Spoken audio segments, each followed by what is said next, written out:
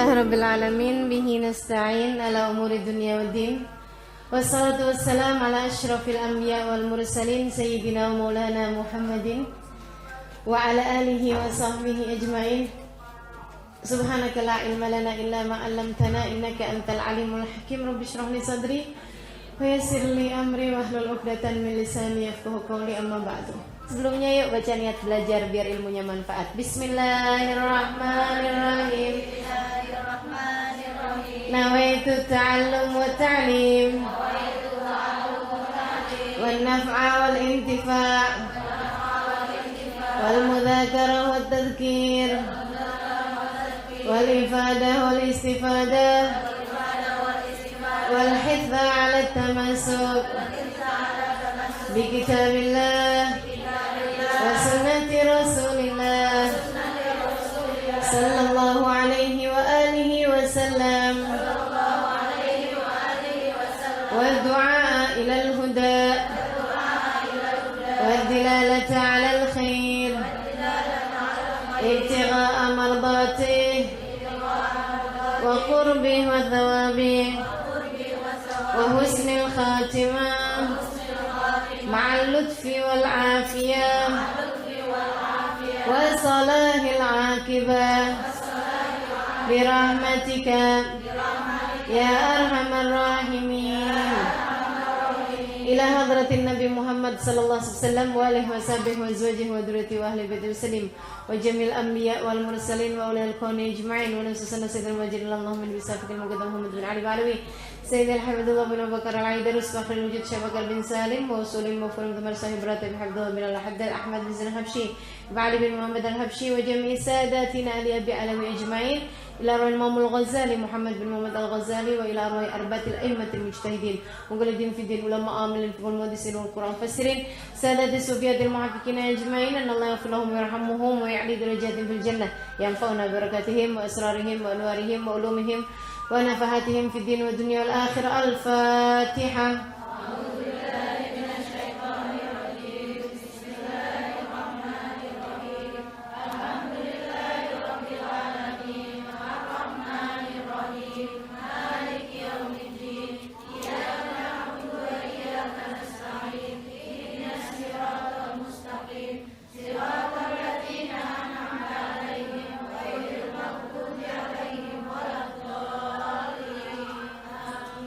Amin ya rabbal alamin.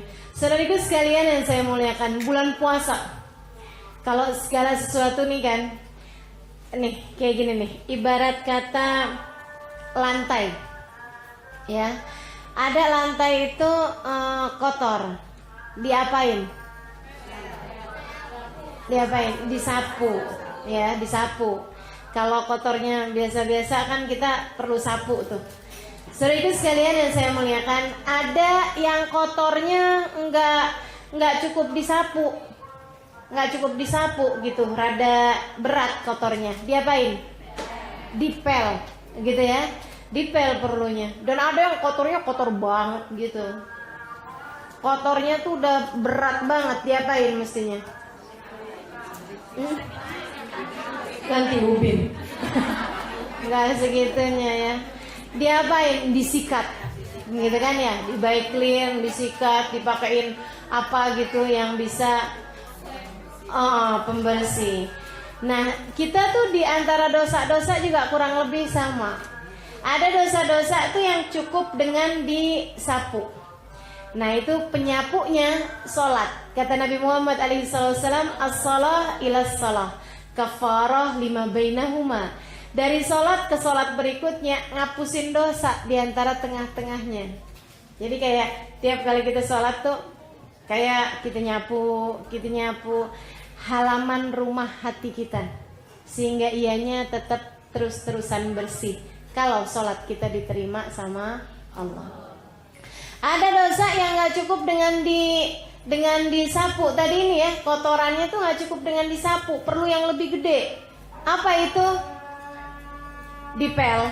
Apa pelnya? Teman-teman sekalian, al-jum'ah ilal jum'ah, kata Nabi Muhammad, dari Jumat ke Jumatnya lagi, kafarah lima bainahum. Jadi itu dosa juga begitu. Ada yang buat ngapusinya perlu dipel. Nah, dipel itu tadi tuh Jumat. Kita kalau jalanin Jumatnya dengan benar, begitu ya.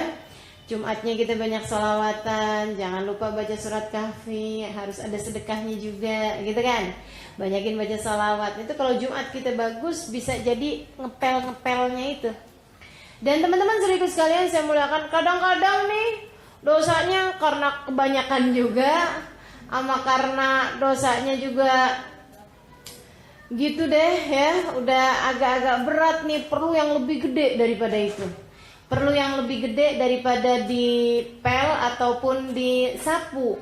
Perlu disikat yang benar-benar, begitu kan, diamplas.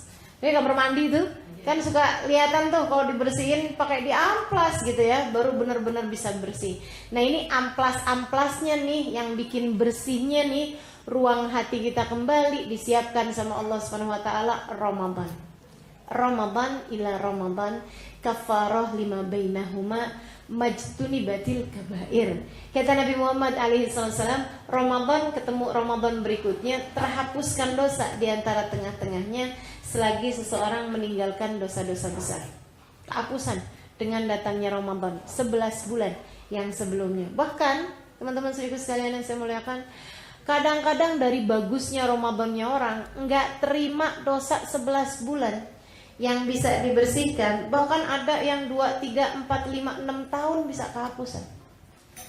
Kata Nabi Muhammad, "Man shama Ramadan wa qamahu imanan wa ihtisaban, ghufira lahu ma taqaddam min dhanbihi." Siapa yang puasa Ramadannya benar, beriman dan ihtisab, mengharapkan pahala hanya dari Allah Subhanahu wa taala, juga tarawihnya bukan hanya puasanya tapi juga ditambah dengan ibadah malamnya, maka itu semua yang dia lakukan dari puasa dan ibadah malamnya ngapusin dosa-dosa yang telah berlalu dalam hidupnya. Berapa banyak? Ada yang 3 tahun, ada yang 4 tahun, ada yang 5 tahun, ada yang 6 tahun, 7 tahun, bahkan 10 tahun. Bahkan teman-teman sekalian, kalau ada orang tarawihnya bagus, benar, sofi. Apa tuh sofi? Murni, ya.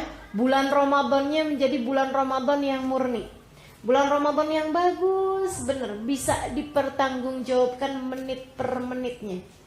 Indah selama bulan Ramadannya. Saudara sekalian yang saya muliakan, ada yang katanya Nabi Muhammad SAW, kharaja min dzunubihi kayaum waladathu ummuh. Dia akan keluar dari bulan Ramadan kehapusan semua dosa-dosanya dari balik sampai saat itu. Menjadi seperti bayi yang baru dilahirkan dari rahim ibunya. Allah bikin begitu keluar dari bulan Ramadan, nggak ada lagi dosa-dosanya yang tersisa. Cakep bener. Ini kita kepengen nih punya Ramadan yang kayak begitu, bener nggak? Pengen punya Ramadan yang bisa buat ngapusin dosa, kalau bisa di seumur hidup kita itu, gitu kan? Ngapusin dosa di waktu tahun-tahun yang silam ini. Nah, ini gimana nih caranya nih? Punya Ramadan yang sofi kayak begini nih, punya Ramadan yang bagus kayak begini nih, gimana caranya nih? Teman-teman sini sekalian, ada yang harus kita benahi dari Ramadan kita. Yang pertama, puasanya. Jangan gampang batalin puasa tanpa ada alasan yang dibenarkan secara syariat. Nah, ini sih insya Allah semuanya udah paham ya. Udah paham ya. Jangan jadi sangat-sangat jahil dan sangat-sangat awam yang sampai puasa Ramadannya, rahimahullah, puasa Ramadannya mudah untuk dibatalkan untuk hal-hal yang gak terlalu darurat gitu. Saya sakit nih, batal gitu. Emang sakit apa? Panuan. Gatel-gatel. Nah, itu gak cukup gitu. Jadi haruslah kalau memang sakit yang dibenarkan secara syariat, yang udah mau mati kayak begitu ya. Teman-teman saya sekalian tuh para sahabat Nabi Muhammad SAW. Ada yang waktu perang dia tetap berpuasa. Waktu selesai perang itu dia ditemukan tergeletak begitu aja di tanah, ternyata masih hidup dalam keadaan kehausan. Akhirnya kemudian orang kan hatil mak gitu, ambilin air nih, orang kesian nih, disodoin air, udah nggak bisa ngapa-ngapain di tanah, nutup mulutnya rapat-rapat.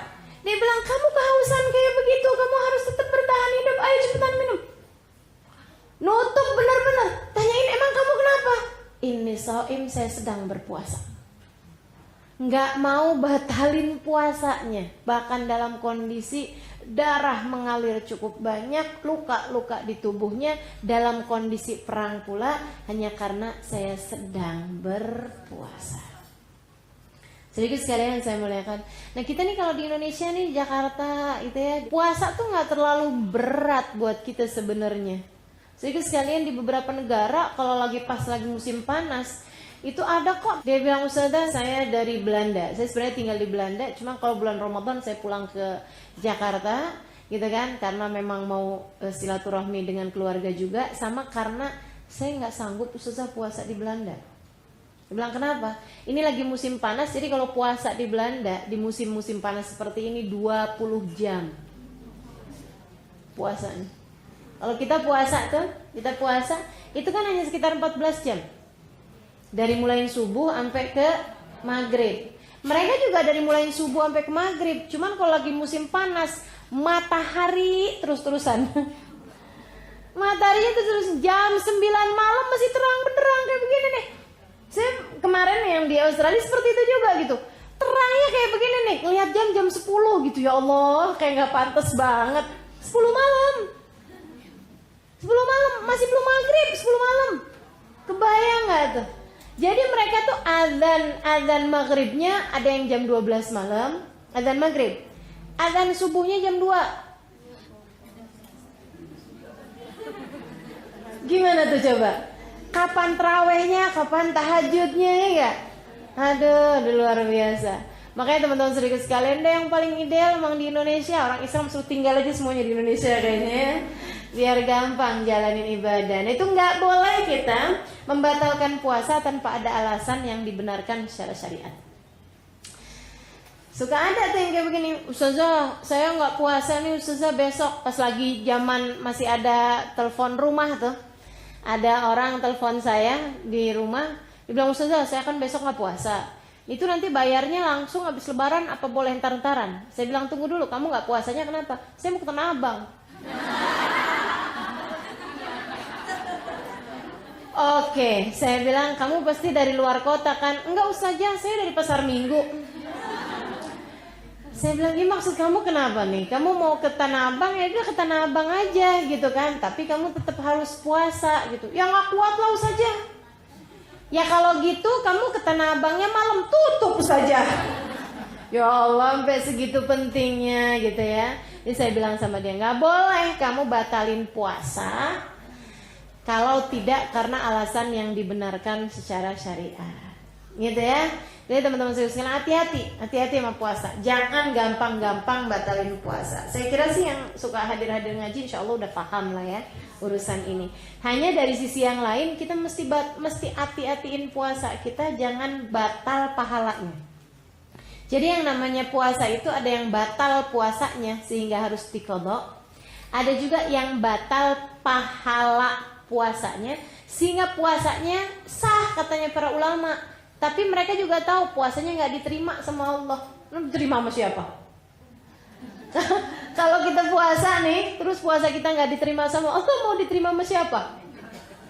Mau diterima sama siapa? Mau kita persembahkan sama siapa puasanya? Sama Pak Lurah? Nggak ada gitu. Maka teman-teman sekalian hati-hati, jangan sampai juga pahala kita bisa batal. Karena puasa nih, saudaraku sekalian, ada yang antik. Kata Nabi Muhammad dalam hadis qudsinya, Allah Subhanahu wa taala berfirman, "Kullu amali ibni Adam lahu illa shaum fa innahu li wa ana ajzi bih." Semua amal perbuatan manusia buat dia sendiri kecuali puasa. Yang puasa buat Allah. Allah sendiri yang menilainya. Allah langsung yang jadi jurinya puasa kita. Makanya emang mesti hati-hati banget gitu. Dan Nabi Muhammad bilang puasa itu bisa batal dengan ngomongin orang, dengan riba, dengan bohong begitu ya. Jadi kalau saya liatin nih, puasa tuh teman-teman sedikit sekalian kan nggak kelihatan nih kan kalau orang puasa sama orang nggak puasa, kan nggak kelihatan ya. Tapi gitu ya, dan karena nggak kelihatan ini, makanya tuh sepanjang kita dari subuh sampai ke maghrib kita tuh lagi nambahin balon-balon pahala. Jadi kayak orang niup balon tuh, so tambah besar, tambah besar, tambah besar, tambah besar. Walaupun kita lagi puasa, kita tidur sekalipun, tetap tuh balonnya tambah besar, balon pahalanya tambah besar sampai maghrib. Set, jadi nih udah 1 gitu. Tapi hati-hati, sama halnya dengan balon, hati-hati yang jarum. Begitu kena jarum, apa yang terjadi? Kecil apa habis? Habis, teman-teman sekalian. Itu dia puasa. Jadi tuh kalau misalnya kena amalan atau perkara-perkara yang bikin batal pahalanya puasa, menjadikan puasamu nggak ada sisanya. Maka Nabi Muhammad alaihissalam pernah ngasih percontohan hal yang seperti ini dengan, jadi ceritanya gini, Nabi bilang sama ahli Madinah, besok kalian puasa ya, jangan ada yang buka kecuali dengan izin saya. Kata Nabi, waktu maghrib semua ngantri depan pintu rumah Nabi mau minta izin. Rasul udah maghrib nih buka ya, iya silahkan. Rasulullah kami buka, boleh. Rasul kami keluarga buka ya, iya silahkan. Rasulullah kita puasa sekarang udah boleh buka, boleh silahkan. Semua nih, ada 1 orang perempuan, banyak perempuan juga dikasih izin. Ada 1 orang perempuan, Rasul saya buka. Nabi diem aja. Rasulullah bolehkah saya buka? Nabi diem aja. Apakah saya boleh berbuka? Nabi diem aja. Akhirnya malu kan, 3 kali nanya gak dijawab. Akhirnya yang lain semuanya udah dapat izin. Jadi yang gak dapat izin ada 2 orang perempuan. Sampai udah selesai semuanya, tinggal 2 orang ini, Nabi masuk. Si 2 orang perempuan nih, kita gimana nih nasibnya nih?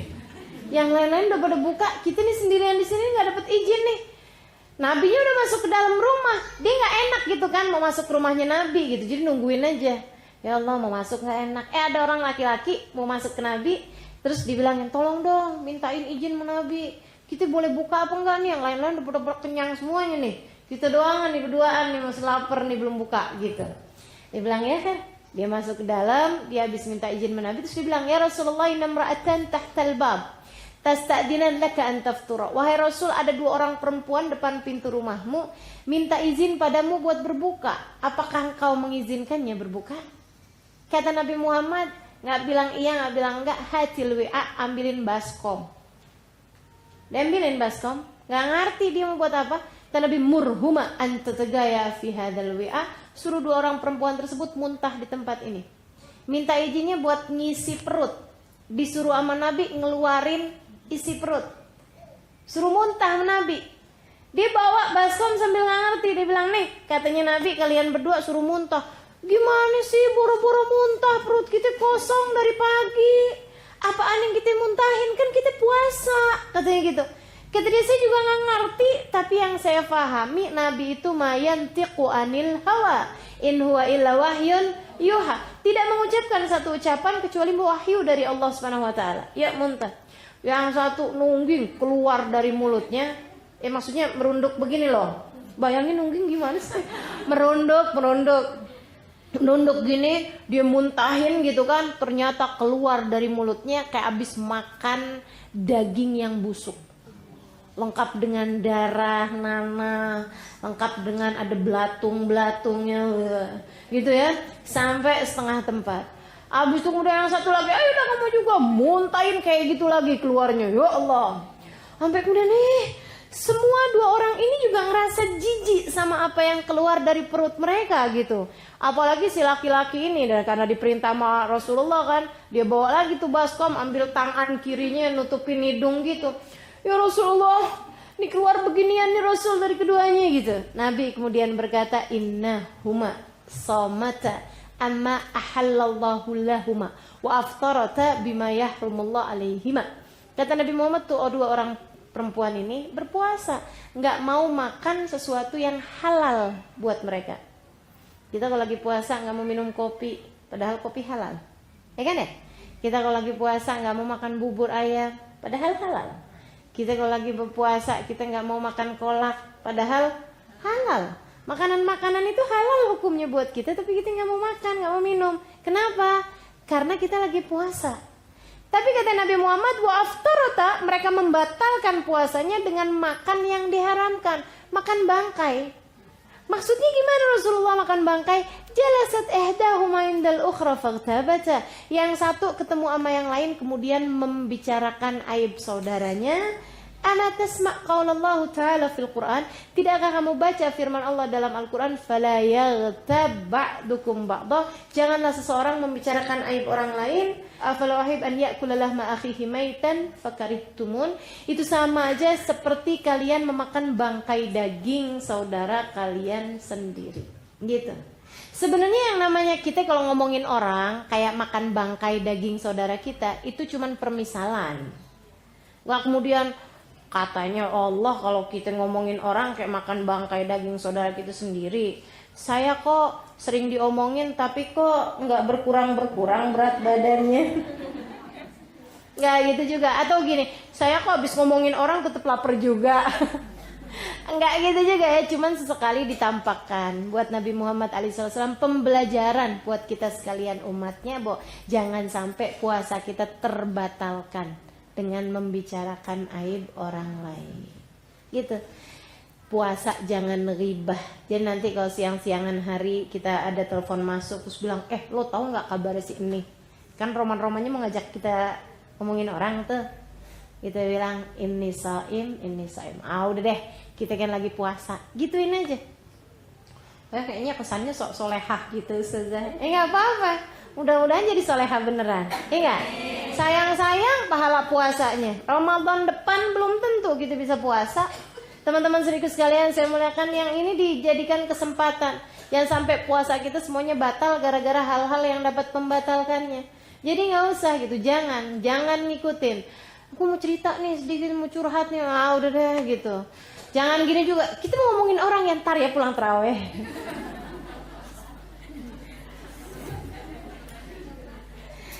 Kata Nabi Muhammad, khamsun yuftirna saim, 5 perkara bikin batal habis pahala puasamu. Apa itu? Yang pertama al-kadzib, bohong. Jangan batalkan puasamu dengan berbohong. Mau bohong kecil, apalagi bohong besar. Mau bohong putih, apalagi bohong hitam. Bawang? Apa tuh? Hah? Oh, ada istilahnya ya? Oh, saya belum tahu nih istilahnya nih. Bawang namanya. Bawang merah, bawang putih. Bawang goreng. Gitu ya. Jadi jangan sampai puasa kita terbatalkan dengan membicarakan aib orang lain, dan jangan sampai puasa kita terbatalkan dengan bohong. Pertama bohong, kedua membicarakan aib orang lain. Ketiga, teman-teman saudariku sekalian yang saya muliakan, an-namimah. Apa tuh namimah? Ngadu domba, mindahin omongan satu orang ke orang yang lain biar terjadi permusuhan. Yang keempat, al-yaminul fajirah, sumpah palsu. Demi Allah, padahal nggak niat mau mengerjakannya. Hati-hati, jangan gampang-gampang sumpah. Demi Allah kok saya nggak begini. Demi Allah, padahal enggak gitu. Padahal maksudnya dia tidak sesuai dengan sumpahnya tersebut. Yang kelima, an-nadhar bi syahwah, melihat dengan syahwat. Ini para ulama mengatakan melihat dengan syahwat nih bahkan pada suami sendiri bisa batalin pahala puasa kita. Sama suami sendiri, apatah lagi sama suami orang. Jadi makanya saya sebenarnya kurang setuju ada orang ngawinin deket-deket Ramadan. Isian masih lagi tegangannya tinggi gitu. Terus harus puasa, kan kesian. Teman-teman saudaraku sekalian saya muliakan, jadi tuh jangan memandang pasangan dengan pandangan syahwat, bahkan kepada yang halal sekalipun. Teman-teman saudaraku sekalian yang saya muliakan, ada dulu orang nanya sama Imam Syafi'i, Imam, apa hukumnya kalau saya mencium istri lagi puasa, di bulan puasa? Kata Imam Syafi'i, nggak apa-apa. Boleh. Mubah? Iya, nggak apa-apa. Makasih Bang, jalan. Di majelis yang sama juga datang orang lain. Dia nanya beberapa perkara, salah satunya, bolehkah saya mencium istri di bulan Ramadan? Haram. Ini muridnya kan bengong. Ini gimana sih Imam Syafi'i? Kok jawabannya beda-beda gitu? Nggak boleh. Maksudnya makruh. Nggak, haram. Kata Imam Syafi'i gitu, haram. Jangan cium istri kamu bulan Ramadan. Habis selesai kemudian muridnya nanya, "Ghayyar tajtihadak ya Imam? Apakah engkau merubah pemikiranmu wahai Imam?" Enggak, kata Imam Syafi'i. Kenapa? Itu kami mendengarnya ada pertanyaan sama tapi jawabannya beda-beda gitu. Katanya Imam Syafi'i, "Oh, yang urusan tadi nyium istri di bulan Ramadan?" "Iya."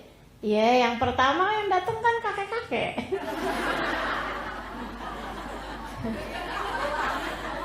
Jadi udah lowbat. Bukan lowbat lagi nih kayaknya. Udah habis baterainya.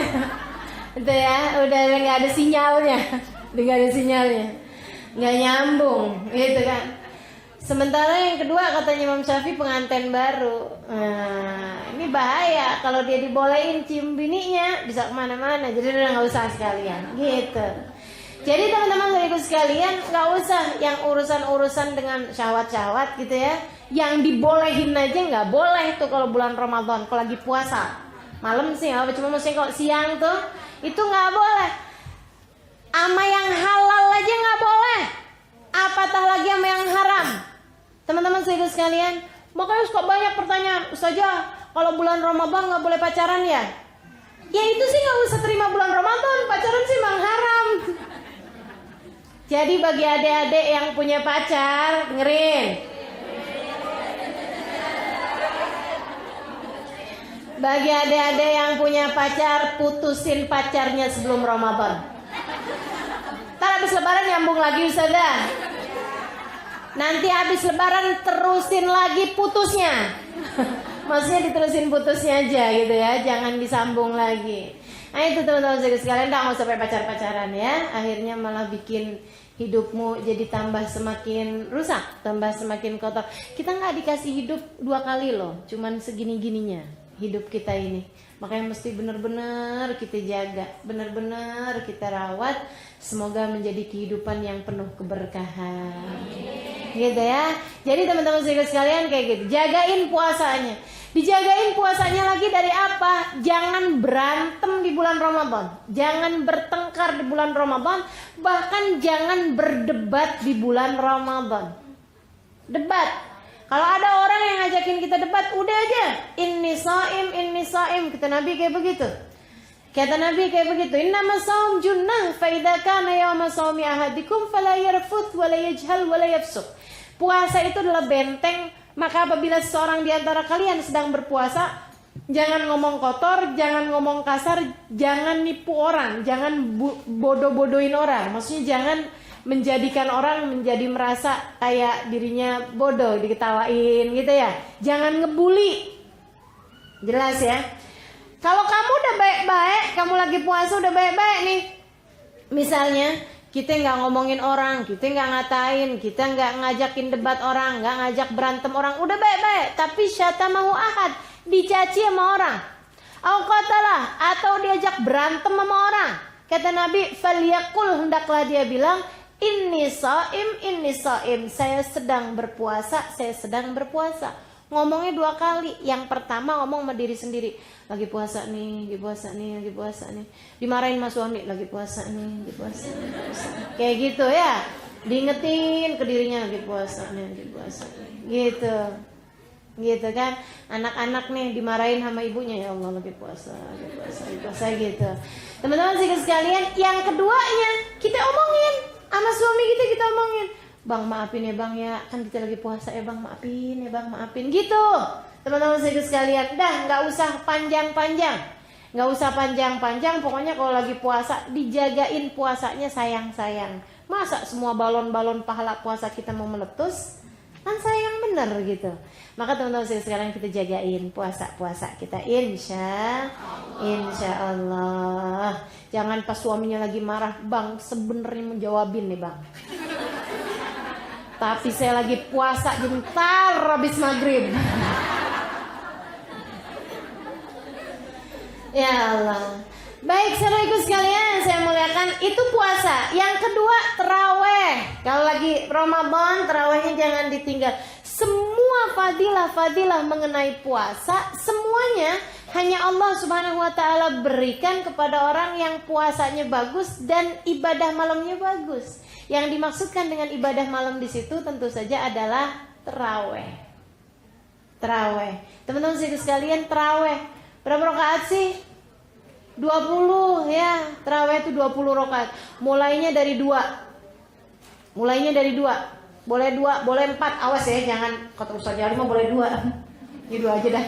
Nggak gitu juga. Itu maksudnya bilangan paling afdolnya adalah 20. Nah, kita sholatin taraweh kita 20 rakaat, kemudian tambah witirnya 11 rakaat. Berat langsung. Oke. Paling bagusnya kan 11. Nggak sanggup 11, 7. Nggak sanggup 7, 3 deh sekurangnya. Gitu ya. 3 sekurangnya. Ya Allah, teman-teman saya tuh pernah terawehan ceritanya di kota Salalah, Oman. Ceritanya, hari pertama saya datang ke Oman dari Indonesia nih ceritanya. Ramadan pertama, hari pertama itu kita terawih kemudian. Saya mau habis dari pesawat berjam-jam gitu kan, waduh, udah capek bener emang badan emang juga lagi capek gitu. Pembenaran nih saya nih. Saya ceritanya sholat taraweh gitu kan. Sholat taraweh saya di soft belakang-belakang nih. Imamnya bacanya kadang rakaat pertama nih misalnya baca Yasin. Ya Allah lamanya. Kapan kelarnya ya? Saya nanya mau mastiin sama sebelah gitu. Biasanya taraweh berapa rakaat? 20 kan Ustazah? 20 Yasin semua enggak nih? Ya Allah, selesai jelang subuh nih lama bener dah. Itu gitu. Rakaat keduanya nih. Rakaat kedua sih nggak apal pasti ya, tapi misalnya gitu. Rakaat keduanya tabarok gitu. Ya ampun panjang-panjangnya. Tar waqiah gitu. Ya Allah. Yang imamin perempuan juga gitu. Saya tuh sampai niat jelek. Niat jeleknya saya kayak gini. Ntar dah. Saya udah ustazah nih ya, udah ustazah. Kebayang nggak? Saya tuh ini. Ntar dah. Mulai sholatnya kalau udah mau ruku aja. Kayak anak kecil. Ya Allah tuh nafsu gitu ya. Mengajakinya tuh kayak begitu gitu. Ada saya mau ntar aja deh. Capek bener saya gitu.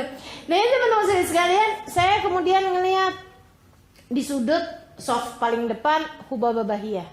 Umurnya hampir 100 tahun. Tapi begitu Allahu Akbar langsung diri pakai siwak. Allahu Akbar. Dah gitu ngikutin sholat semangatnya luar biasa. Saya jadi mikir ya Allah Hubabah Bahiyah ya 96 tahun ya kayak gitu ya. Semangat bener ibadahnya ya. Saya waktu itu gitu. Saya 25 waktu itu umurnya. Saya 25 kayak begini. Ya Allah, saya kalau umurnya tua kayak begitu, saya kayak apaan tuh? Saya jadi mikir, ya Allah seremnya saya sama diri saya sendiri. Akhirnya saya kemudian berusaha untuk ngambil, ini sesuatu yang diajarkan oleh guru-guru kami. Kamu kalau lagi malas-malas ibadah suruh deketin orang yang rajin ibadah. Gitu kan. Katanya kita tuh sebelahan aja sama orang yang rajin ibadah, jadi rajin ibadahnya. Jadi akhirnya saya pamit gitu. Minta maaf, kelunun sama orang-orang Oman itu ya. Ya, makanya gitu ya. Afwan sama ini gitu kan. Sampai ke depan, merekanya hormat tamu kan. Jadi biarin aja gitu. Mau kemana sih ini anak gitu ya. Sampai kemudian nyampe di soft terdepan sampingan sama Hubabah Bahiyah. Saya geser boleh enggak saya samping Hubabah Bahiyah? Gimana tuh foto di Ustazah? Ya udah, saya sampingan sama Hubabah Bahiyah. Dan subhanallah teman-teman saya sekalian, tiap kali ngeliat Hubabah Bahiyah gitu, jadinya langsung gitu. Saya begitu habis, Assalamualaikum warahmatullahi wabarakatuh, mau lonjorin kaki, Hubabahnya gumi. Iya bismillahirrahmanirrahim gitu. Jadi akhirnya tersemangatkanlah mengerjakan taraweh itu sampai dengan akhirnya teman-teman sekalian 20 rakaat dengan surat yang panjang-panjang, habis itu witirnya 11. Tiap satu rakaat witir selama 8 rakaat itu isinya satu makro surat Yasin. Yasin itu dibagi 3. Gitu ya. Habis gitu yang 3 rakaatnya biasa deh Sabbihisma, Qul ya ayyuhal kafirun sama Qul huwallahu ahad dan Al-Muawwidzatain. Itu sholatnya 3 jam lebih teman-teman sekalian. Lama banget gitu. Sampai habis selesai tarawih, habis selesai witir nih 3,5 jam. Ya Allah, siapa yang enggak ujub? Ujub saya. Surga nih saya nih. Luar biasa, hebatnya saya. Saya nih hari pertama masih lagi capek-capek kayak begini, saya bisa tarawih 3,5 jam. Wah, saya mau cerita sama semua orang di dunia. Hubabah noleh. Itu nggak enaknya kalau sampingan sama orang-orang yang masya Allah tuh ya. Mereka tuh ngelihat kita tuh kayak kebaca semua yang ada dalam hati gitu. Wah, noleh gini, Halimah. Iya Baba. Kita nih Halimah. Kita lagi bahasanya. Nggak terus terang aja kamu gitu ya. Kita nih ya, kalau mau masuk surga, kira-kira surga yang mana gitu. Emang kenapa Baba? Iya, kita nih ibadah baru bisanya cuman kayak gini-gini aja udah ngerasa pantas masuk surga. Ya Allah. Kata bapak-bapak, ya kamu tahu nak, Abi Abdullah bin Husain bin Tahir, Habib Ali Al-Habsyi dulu kalau sholat taraweh itu membaca 20 rakaat dengan membaca 10 juz Al-Quran.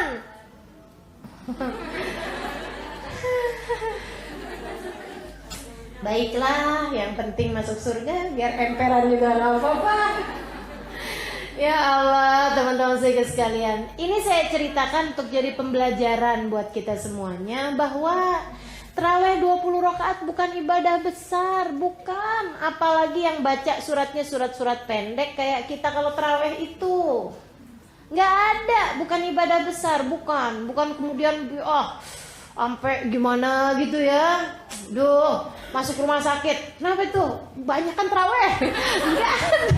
Enggak ada. Standar, itu standar. Semua orang bisa ngerjainnya. Maka jangan sampai kita ninggalin. Insya Allah. Tuh tarawihnya. Teman-teman sekalian yang saya muliakan, yang ketiganya nih, bulan Ramadan adalah syahrul Ramadan alladzi unzila fihil Quran. Bulan Ramadan adalah bulan yang diturunkan di dalamnya surat Al-Quran. Firman Allah Al-Quran itu diturunkannya pada bulan Ramadan. Karenanya kemudian jangan jauh-jauh Ramadanmu dari Al-Quran. Imam Syafi'i kalau setiap Ramadan ngatamin 60 kali hataman Quran. Saya ketemu orang yang tiap hari ngatamin 1 hataman Quran. Ketemu mata saya nih ngelihat. Teman-teman saudara sekalian yang saya muliakan, dan ada banyak orang-orang. Saya temuin bukan 1, 2, 3, 4, bukan banyak orang-orang yang kalau datang bulan Ramadan mereka hatam Quran tiap 3 hari. Banyak banget teman-teman saudara sekalian. Di kota Hadramut banyak bener. Di Indonesia banyak banget. Kita aja yang bukan. Tapi banyak saudara sekalian yang saya muliakan. Yuk dah kita benerin hubungan kita sama Al-Quran. Insya Allah kita benahin lagi Quran kita di bulan Ramadan gitu ya. Jangan sampai nggak hatam. Kita mesti hatam. Kemudian kalau yang tahun kemarin udah hatam, tahun ini biar 2 deh. Yang kemarin udah 2, tahun ini biar 3 gitu ya. Oh bisa 4 gitu, biar ada kenaikan dari tahun yang kemarin. Insya Allah tiap nganggur baca Quran, tiap diam baca Quran, bisa kok gitu. Biar jadi Quran kita sebagai ahli-ahli Quran. Dan teman-teman saya sekalian, Ustazah, masalahnya nih Ustazah ya, saya nih Ustazah nggak ngantuk, tapi begitu baca Quran langsung ngantuk. Kayak ada obat tidurnya apa gimana ya Quran ini gitu. Udah semangat nih Ustazah habis pulang taraweh gitu kan, udah nyiapin gitu sisa kolak waktu buka. Udah bikin teh manis gitu ya. Maksudnya tuh mau begadang baca Al-Quran gitu ya. Sampai jam berapa kayak sampai jam 12 gitu. Ya Allah Ustazah, rencana nih Ustazah mau baca berapa juz gitu. Sampai dapat beberapa ayat, kemudian ya ampun banyak banget, udah sejuz aja dah nggak apa-apa dah. Baru baca lagi kemudian beberapa ayat, udah nggak usah sejuz deh, yang penting kan pokoknya baca gitu setengah deh nggak apa-apa deh. Terus kemudian baru beberapa ayat lagi, kayaknya 3 lembar juga nggak apa-apa. Sampai begitu dapat 1 lembar tuh, Shadaqallahul Adzim. Siapa yang kalau baca Quran kayak gitu? Aku. Saya katanya. Teman-teman sekalian yang saya muliakan, nih ya saya bilangin, teman-teman kalau lagi baca Quran terus ngantuk nggak apa-apa, terusin aja, nggak apa-apa. Mesti tahu rasanya ketidur baca Al-Quran, nggak apa-apa. Bukan tidur glosor gitu, enggak. Maksudnya lagi duduk kan baca Quran duduk ya, duduk gitu. Tidur gitu. Nggak apa-apa. Udah begitu tidur kan nggak batal. Kalau tidurnya sambil duduk kan nggak batal ya. terusin lagi gitu, baca lagi, disepet-sepetin matanya gitu kan, baca lagi gitu. Ini yang katanya Nabi Muhammad alaihi wasallam, sayatil Quran syafi'an li ashabi. Quran nanti akan datang di padang mahsyar pemberi syafaat bagi yang membacanya. Dia akan bilang, ya Allah, dia nih ya Allah mau baca saya sampai ketidur-tiduran, saya menghalangkannya dari tidur. Saya bikin dia terus membaca walaupun dia udah ngantuk-ngantuk. Maka ya Allah, sebagaimana dulu saya menghalangkannya dari tidur yang sebenarnya dia kepengenin, ya Allah halangkan dia dari api nerakamu pada hari ini. Gitu. Tapi jangan kemudian tiap ngantuk mana Quran. Itu sih niat ya. Kalau lagi nggak ngantuk nggak baca Quran, giliran udah ngantuk baru baca Quran. Nggak gitu maksud saya. Itu maksudnya kita mesti tahu juga ada waktunya, ada kalanya gitu. Udah ngantuk tetap aja baca Quran, itu nggak apa-apa, terusin aja. Gitu ya, teman-teman sekalian, itu 3. Yang keempat, salah satu hal penting di bulan Ramadan, sedekah. Sedekah, teman-teman sekalian. Ya ampun, apa yang mau disedekahin? Nabi itu udah bilang. Nabi ada bilang, man aftara sa'iman, man ashba'a sa'iman, kata Nabi Muhammad, siapa yang bikin kenyang orang puasa. Maksudnya bukan siang-siang hari, ayo kamu makan gitu, bikin kenyang apa. Maksudnya waktu buka ya, waktu malamnya. Maka kana maghfiratan lidunubi, itu akan menjadi penghapusan bagi dosa-dosanya. Gitu. Wa man aftara sa'iman, dan siapa yang memberi bukaan puasa bagi orang yang berpuasa, falahu mithlu ajrih la yanqus min dzalika syai'a. Maka dia dapat pahala yang sama dengan orang yang berpuasa tersebut, tidak berkurang sedikit pun juga. Dan ini menurut saya ibadah yang antik luar biasa. Teman-teman sekalian, kita nih kalau ngerjain ibadah kan dari yang bisa kita kerjain aja. Kita nggak mungkin bisa nyuri pahala ibadahnya orang. Bener nggak? Ibadahnya orang bisa ada dalam catatannya kita, kan gimana ceritanya gitu loh. Saya tuh sering banget kepikir gitu ya, ya Allah, kalau aja ya ibadahnya Hubaba Bahiyah bisa ada dalam catatan saya, gitu maksudnya. Coba gitu dikasih rasa, sehari jadi Hubaba Bahiyah, ibadahnya dia gitu bisa gitu, saya bisa ngerjain kayak gitu. Enak kali ya, Masya Allah. Oh, palingan ibadahnya Hubaba Bahiyah sehari bisa jadi bekalan buat saya sebulan, 2 bulan, mungkin malah bisa setahun, mungkin malah bisa seumur hidup. Teman-teman sekalian yang saya muliakan, kan ibadah mereka kan nggak sama ibadah kita, ya nggak? Kita mah sholat, ya Allah, ya Allah, ya Allah, satu takbir kita khusyuk belum tentu, bener nggak? Nah ibadah sholatnya mereka khusyuknya luar biasa. Kita puasa belum tentu ada satu puasa yang terjaga, aman dari semua hal yang bikin batal pahalanya puasa, belum tentu. Tapi ibadah puasanya mereka bukan hanya muasain anggota badan, bahkan mereka bahkan memuasakan hati mereka dari selain Allah, nggak tertarik sama sekali dengan dunia. Bahkan di luar puasa pun udah kayak begitu, apalagi di saat puasa. Saudariku sekalian yang saya muliakan, nah ini katanya Nabi Muhammad SAW, kamu kalau ngasih bukaan puasa kepada seseorang, pahala puasa dia langsung pindah, langsung disalin copy paste sama malaikat, gitu ya. Copy paste tuh, malaikat langsung gitu, oh pahala puasa kamu berapa gitu, set gitu, langsung tuh ada juga dalam catatan amal ibadah kita. Enak nggak tuh? Jadi kalau kita ngasih bukaan puasa kepada ulama, ngasih bukaan puasa kepada hafiz Quran, ngasih bukaan puasa kepada santri-santri di pondok-pondok pesantren, pahala puasa mereka langsung ada dalam catatan amal ibadah kita. Serius sekalian yang saya mulakan, Ustazah nyari ulamanya gimana Ustazah? Kan gak banyak juga, ya gak? Masa gitu perlu pergi ke Hadramaut buat ngasih sirup marjan? Mau kan rasanya gimana gitu ya. Teman-teman sekalian saya melihatkan, bukan hanya ulama yang pahala puasanya besar menurut saya, tapi salah satunya juga orang-orang yang sambil puasa sambil kerja keras. Iya, ada yang sambil puasa sambil tetap nyangkul, sambil tetap buruh kuli bangunan, sambil tetap nukang, iya kan? Apalagi supir beca, oh bukan supir beca ya, apa sih namanya, tukang beca. Nggak pernah dengar ya supir beca, saya juga aneh nyebutnya tukang beca. tukang beca gitu kan. Nah itu orang-orang yang seperti itu sambilan puasa. Ya Allah teman-teman sekalian, saya nggak bisa bayangin sambil ngangkut barang-barang berat kayak begitu, kayak apa puasanya, sambil genjot beca gitu kayak apa hausnya. Saya nih makanya alhamdulillah juga di Indonesia nih kalau lagi bulan puasa pada libur pengajiannya. Kalau enggak kan sekali, 2 kali, 3 kali pengajian hausnya setengah mati. Teman-teman sekalian, nah pahala puasa mereka nggak sama loh sama pahala puasa kita. Nggak sama. Kita tuh model yang bangun-bangun pagi-pagi jam berapa sih? Gitu. Buka TV deh gitu, ngeliatin film gitu ya, ngeliatin kartun gitu kan. Ibu-ibu nih kadang ngeliatin handphone gitu, iseng-isengnya ngeliat resep-resep masakan. Ada yang kayak gitu, gambar-gambar makanan. Gitu ya. Apa gitu yang biasa kita kerjain kalau bulan puasa gitu, sambil santai, sambil nggak ngapa-ngapain. Serius kalian, pahala puasa mereka beda pahalanya dari pahala puasa kita. Maka kalau kemudian kita kasih bukaan puasa kepada mereka, kita dapat pahala yang sama dengan puasa orang tersebut, tidak berkurang sedikit pun juga.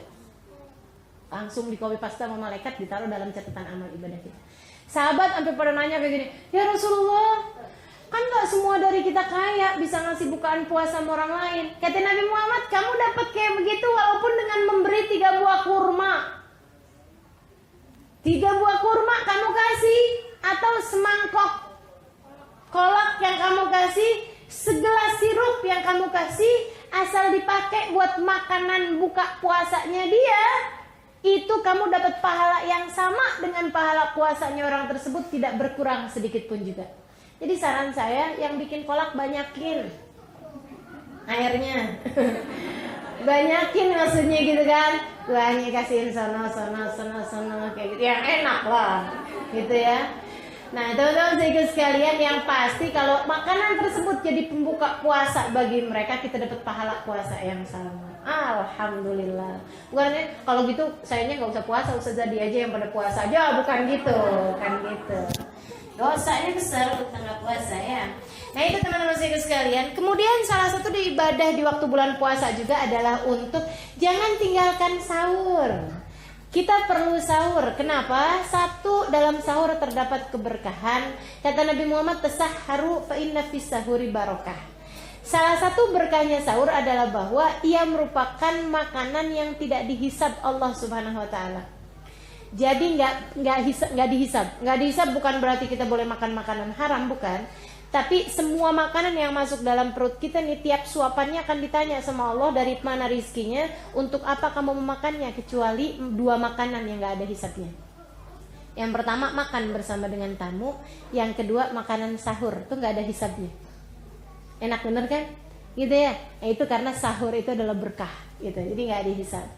Maka kalau mau nambah sahur nggak apa-apa. Nggak nafsu, ngantuk ya. Jadi sahurlah teman-teman saudariku sekalian, karena sahur barokah. Sahurlah karena sahur tidak dihisab Allah SWT. Sahurlah untuk membedakan puasamu dengan puasanya orang Yahudi, karena kabarnya orang Yahudi juga puasa, bukan bulan Ramadan tentunya, tapi puasa mereka nggak pakai sahur. Kemudian sahurlah juga untuk membiasakanmu bangun sebelum subuh. Biar nanti ini udah biasa puasa di bulan Ramadan, nanti abis selesai Ramadan jadi lebih ringan buat acara bangun malam, bangun sebelum subuh untuk tahajud. Gitu ya. Kemarin kita sahur, abis selesai lebaran, kemudian kita tetap bangun pada jam-jam seperti itu untuk tahajud. Jadi ringan. Insya Allah. Terakhir, paling akhir, cari Lailatul Qadar. Kapan kira-kiranya? Mungkin aja, kapan aja bisa terjadi. Tapi kejadiannya pada hari-hari yang terakhir lebih mungkin. Dan kejadiannya pada malam-malam ganjil lebih mungkin. Jadi biasanya orang-orang soleha mulain berjaga dari malam 15. Habis itu malam 17. Habis itu malam 19. Habis itu malam 21. Habis itu malam. Nah, terutama memang 21, 23, 25, 27, 29 itu yang paling mungkin terjadinya Lailatul Qadar. Gitu ya. Nah, kita tuh setiap malamnya, malam 21 ini dia nih Lailatul Qadarnya nih. Gitu. Ibadah deh kita gitu kan. nanti malam 23 kayaknya yang ini nih gitu. Ntar malam 25 roman-romannya ini nih adem gitu ya.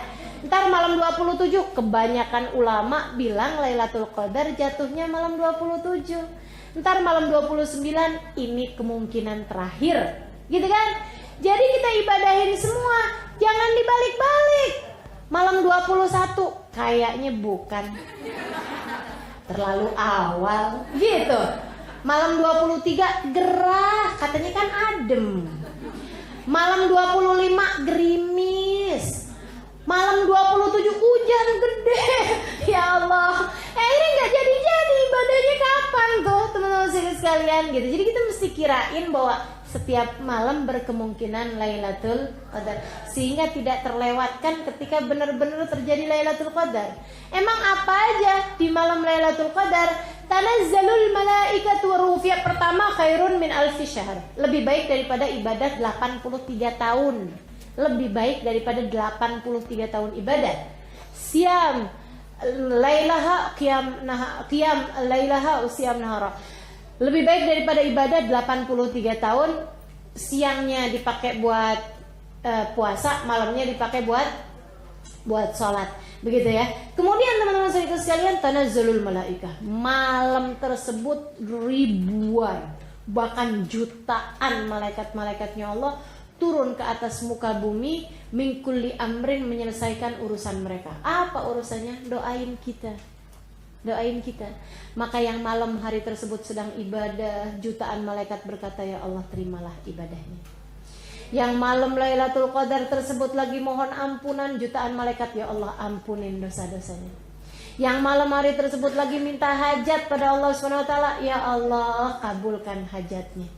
Makanya nih buat para jomblo yang udah kepengen kawin, tuh cari Lailatul Qadar, diaminin jutaan malaikat. Ya Allah, jangan sampai lewat tahun depan saya masih juga puasa dan sahur sendirian. Buka puasa dan sahurnya mau ada yang nemenin, ya Allah, gitu ya. Gitu. Jadi insya Allah tuh kalau benar-benar sungguh-sungguh nyarinya dan berdoa, insya Allah dijabah sama Allah SWT. Gitu ya. Tuh Lailatul Qadar. Dan teman-teman, malam pertama Ramadan jangan lupa baca surat Al-Fatah. Inna fatahna laka fathan mubina. Kalau bisa dalam sholat sunnah itu lebih bagus. Kalau nggak bisa di luar sholat pun nggak apa-apa. Gitu ya. Insya Allah mudah-mudahan dapat kita amalkan. Semoga Ramadan kita menjadi Ramadan yang terjaga, Ramadan yang pantas buat ngapusin dosa-dosa kita. Bukan hanya dosa selama 11 bulan insya Allah, bukan hanya dosa beberapa tahun insya Allah. Mudah-mudahan dosa dari balik sampai sekarang terhapuskan dengan adanya Ramadan yang baik dari kita, amin ya rabbal alamin. Dan juga dapat menjadi penjagaan untuk masa-masa ke depan, sehingga Ramadan kita dapat menjadikan kita umat Nabi Muhammad yang salehah, hamba Allah yang penuh dengan ketakwaan. Taqabbalallahu minna wa minkum taqabbal ya karim. Kita akhiri majelis kita dengan membaca doa akhir majelis bersama-sama. Ya Rabbana tarafna